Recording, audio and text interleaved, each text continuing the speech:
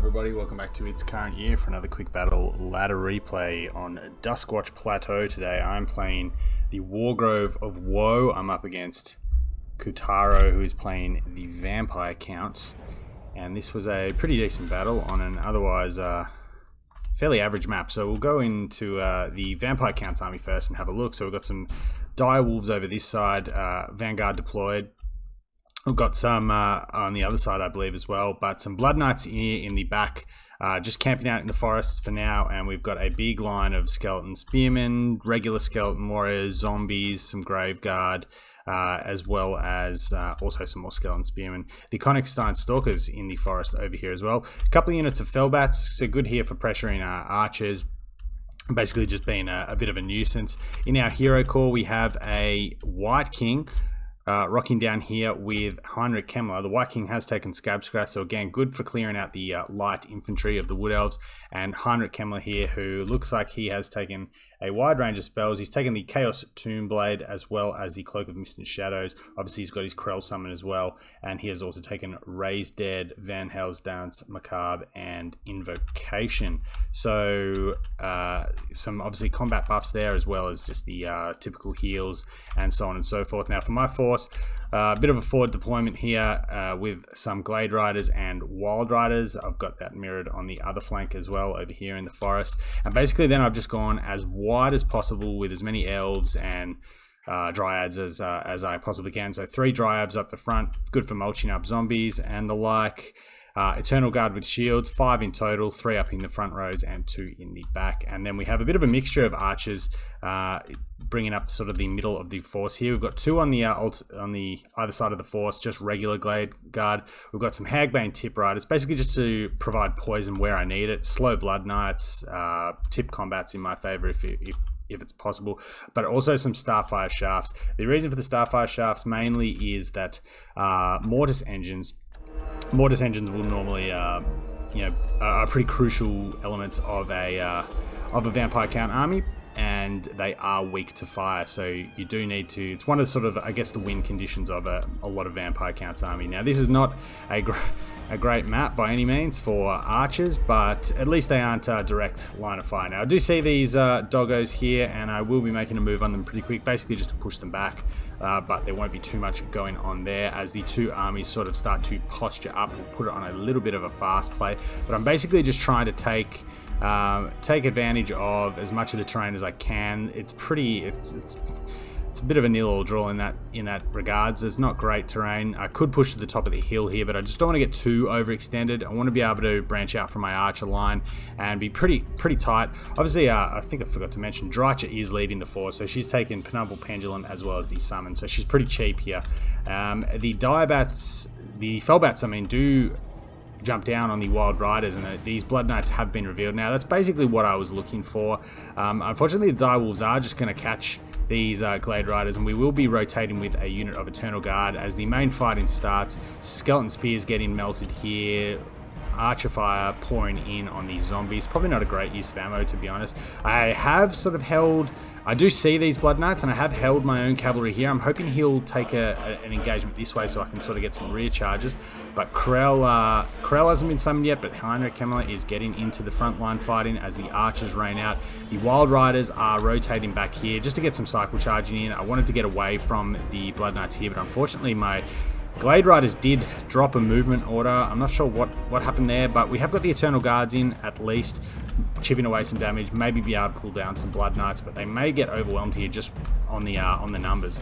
So I get a nice Pendulum down here. There is a unit of Graveguard and the Konigstein Stalkers, so some good value there on Drycha, but the Fellbats now are pushing through the line, and a zombie summon being summoned right on top of these Hagbane Tip Glade Riders, which are a little bit more valuable than perhaps the other types in the force. We do have a bit of an engagement here in the forest. Now, I did get a counter charge off, but they were both spotted, and this isn't going to go too well for me with the anti-large of the Blood Knights. So the Dryads here have managed to hold back the Konigstein Stalkers. They've been reinforced by some Eternal Guard. Drycha is just trying to basically harass Heinrich Kemmler, but over here we've met, you know, we've lost our Glade Riders and we are going to be rejoining the fray down here with our Eternal Guards. And we're just trying to basically turn to fire wherever we can and try and protect our backline with basically just concentrated missile fire. But I think a lot of the shots were unfortunately getting quite obstructed on this map. Just with the way obviously the terrain is, but we're getting a bit of damage into Heinrich Kemmler here. Krell has been summoned, and this is probably one of the better uses for Krell's. Krell struggles to keep up with a lot of large targets, and as such he sort of gets left behind, but dueling foot characters is still something he's very good at. Now we tried to time a bit of a pendulum there, and it was a bit of a whiff to get the Glade Guard down, but we not the Glade Guard, the Grave Guard rather, down, but we are going to once again turn and do a bit of focus firing. Unfortunately, these zombies are right on top of my Glade Guard, but I do have them in guard mode. They won't do a ton of damage, and we are getting these Glade Guard back into a firing position.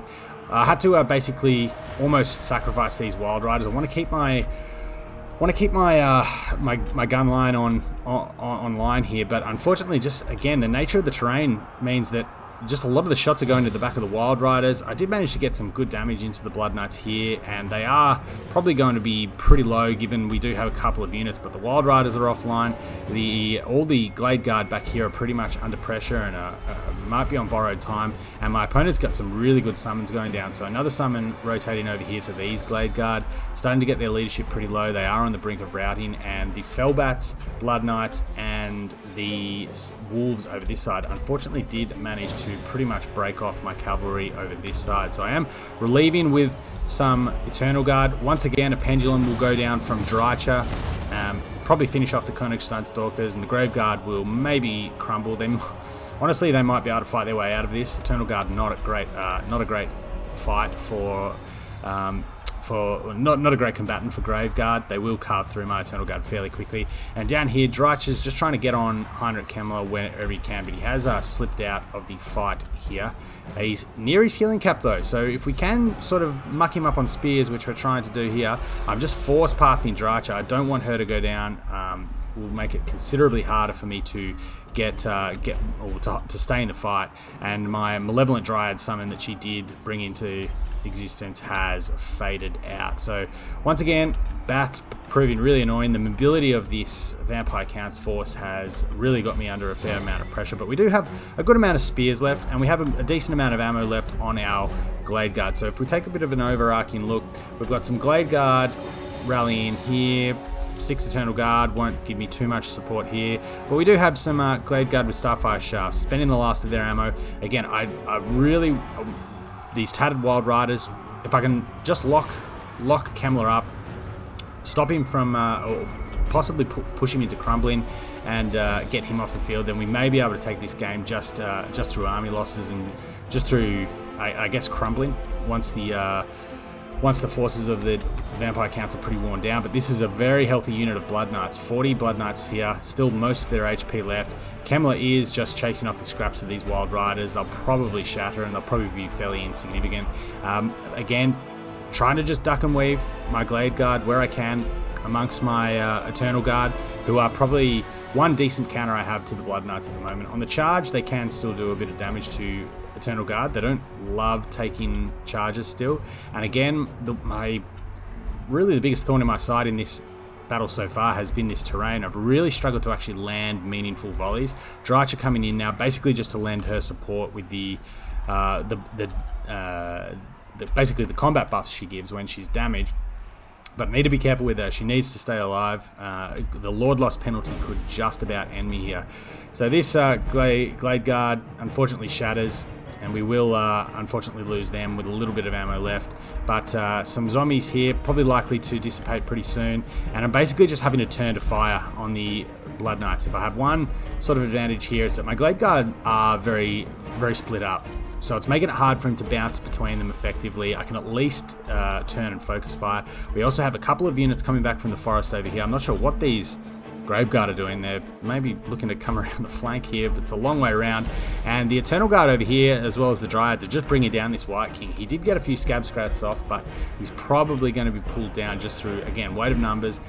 So Dreicher's getting a little bit isolated here, and this might have been a chance for my opponent to actually kill it. Blood Knights on the charge will actually put a fair bit of hurt on Drycha. They obviously are a dedicated anti-large unit, but still very good at cycle charging infantry size models, just basically through their good stats. Trying to spend whatever ammo I can here as quick as I can as the White King goes off with one more Scab Scrath. Might be enough to rout these Dryads. But I do have, I guess, the numbers on my side now, and I'm trying to reform around my spears. Don't want to leave them too out in the open. I want to use all this remaining ammunition, trying to cut them off here with my Dryads, trying to bring Drycha around the long way, and just turning to fire now, imbuing some poison. These are, one of these are Hagbane tips, so I just wanted to get basically a volley off there, basically to slow the Blood Knights, as we can see their speed down to 54. Not a whole lot faster than Dryads, to be honest, when they're like this. But with Heinrich Himmler still on the field, I'm not sure what my opponent has left in the way of Winds of Magic here, so I'm just trying to keep my distance as best I can, and sort of toe the line between keeping my distance but also just using this ammo while I can. So a Zombie Summon will be going down here, but I have enough infantry to sort of tank it out. Even just these Glade Guard here that have expended their ammunition. But all of a sudden this unit of Grave Guard makes itself known from out from the forest. So they've done a bit of a lap around and come back out. So shielded and armoured infantry and anti-infantry is to boot. If an invocation can possibly go down and juice them up a little bit, it's going to be a bit of a nightmare for my Eternal Guard. So again, just rotating around. These guys have used their ammunition now. I know they're pretty much out of the fight. And I tried to time a bit of a pendulum. Don't know if it clipped one or two models, but didn't do a great deal.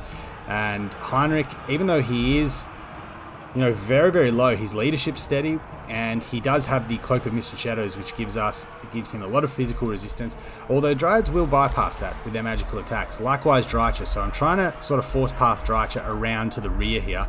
I know if I can basically get Drycha out the back, Heinrich might actually run into my path, but again, I found this game just had a lot of dropped movement orders. I'm not sure if it's the terrain or if she got caught on something, but it was just something I noticed on this very, very undulating map. So Heinrich's low, but at the very least 31 Eternal Guard here, 46 Eternal Guard here. Blood Knights aren't going to love fighting that, and they are getting some buffs. You can see at the moment a little bit of melee attack buffs from Drycha's basically progressive damage buff she hands out to nearby units. Heinrich, I was really baffled as to how he was such high leadership at this point. I know he's pretty low, but Heinrich does come in basically to try and goon me. Drycha will turn around, and we will, I think, manage to get him down with one final hit. And with that, we basically just have to wait out the summons here. The Blood Knights are going to charge into the Eternal Guard and eventually crumble the Grave Guard. Even though there's 40 of them left, they could have been a bit of a pain if Heinrich hadn't died there. Drycha is going to stand with a handful of her, don't know if they're loyal to her. Most of them are pretty much under her spell from a lore perspective anyway, but Drycha's Wargrove of Woe will carry the day against the vampire counts of Heinrich Himmler. So pretty close battle there in the end. Basically it came down to my opponent, I think, realizing he had to try and snipe Drycha.